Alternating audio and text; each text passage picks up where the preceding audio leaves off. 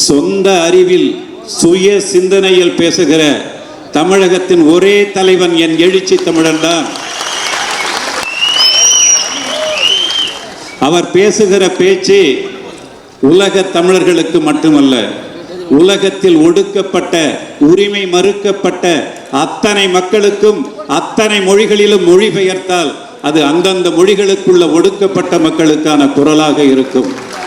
அது பாராளுமன்றத்தில் ஒலிக்கிறது, சட்டமன்றத்தில் ஒலிக்கிறது என்றால் அதற்கு அந்த ஒற்றை மனிதன் பட்டபாடு இரவு பகல் என்று பாராமல் பயணத்திலேயே சட்டையை மாட்டிக்கொண்டு, பயணத்திலேயே தயிர் சோறை சாப்பிட்டு கொண்டு நமக்காக உழைக்கின்ற ஒரே தமிழ் தலைவன்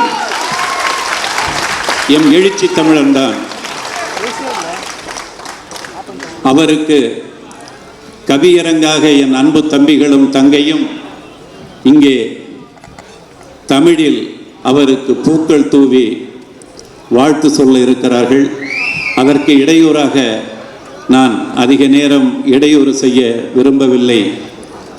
எனவே தலைவரை வாழ்த்தி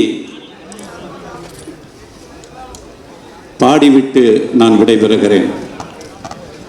நீண்ட நீண்ட காலம் தலைவா நீடு வாழ வேண்டும், வானம் தீண்டும் தூரம் தலைவா வளர்ந்து வாழ வேண்டும், எட்டு திக்கும் புகழ வேண்டும், எடுத்து காட்டு ஆக வேண்டும், உலகம் பார்க்க தலைவர் பெயரை நிலவு தாளில் எழுத வேண்டும், சர்க்கரை தமிழள்ளி தாலாட்டு நாள் சொல்லி வாழ்த்துகிறோ, பிறந்த நாள் வாழ்த்துகள், பிறந்த நாள் வாழ்த்துகள், எங்கள் தலைவன் எழுச்சி தமிழருக்கு இனிய இனிய பிறந்த நாள் வாழ்த்துகள்.